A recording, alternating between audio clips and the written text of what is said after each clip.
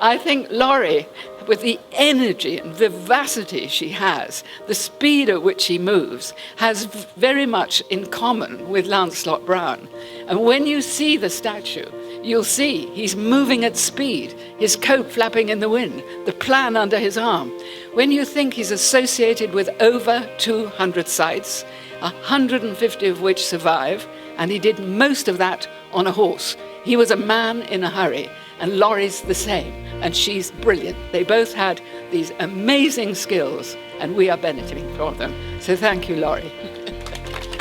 Laurie has a very unconventional approach to our statue, in that she cast it before we'd raised the money, and she cast it before we had the planning permission.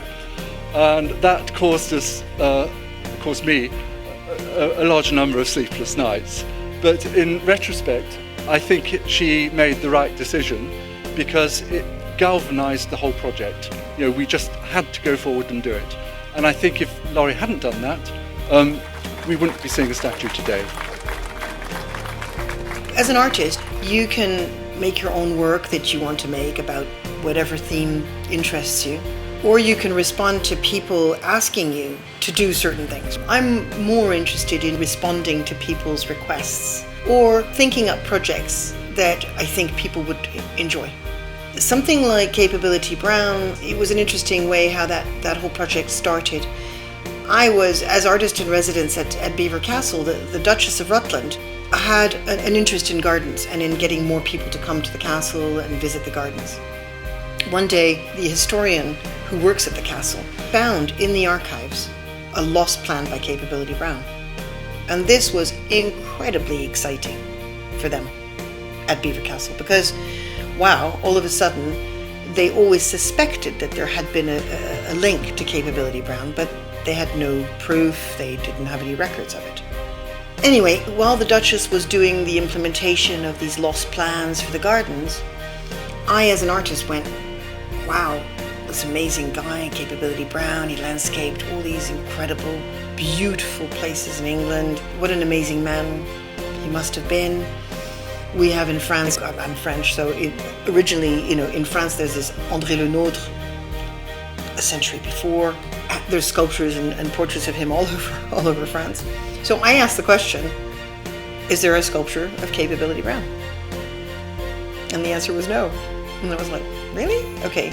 So I talked to the historian who was advising the Duchess, a guy called John Phibbs. He is the world's expert on Lancelot Capability Brown. John, if there were a sculpture of Capability Brown somewhere in England, where should it go? And who would have an interest in funding it or having it?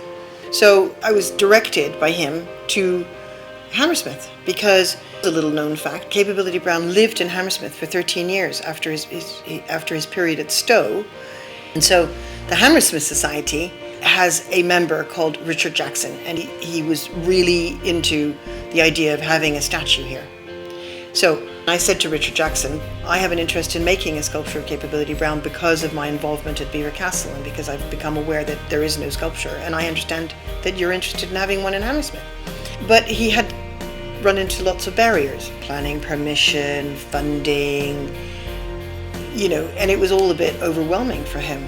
But I'm the one with the experience of public sculpture because I've done them before for other cities. I absolutely love the process of being involved, of completely throwing myself into a project from concept to installation, unveiling. But some of my friends have asked me why I get involved in a project. Like, why are you even fundraising for this, Laurie? Why aren't you just waiting for it to happen? I'm 63. I want to get on with it. I feel like I have the zest and enthusiasm to make it happen, and I have the experience and the confidence. So it's kind of like when Lancelot Capability Brown project was at its very beginning, I had a choice. I could just sit back and wait, or I could just jump in there and help to make it happen. For the first time in my life, I have all the skill sets required to initiate a project or respond to the initiator of a project and just run with it. So I think it's just really a matter of having at this point the desire to really work on a project from concept to installation and provide as much of my knowledge that I've acquired through being involved in lots of projects, to just not sit and wait for a sculpture project to fall from the sky and be funded, but just to help make it happen.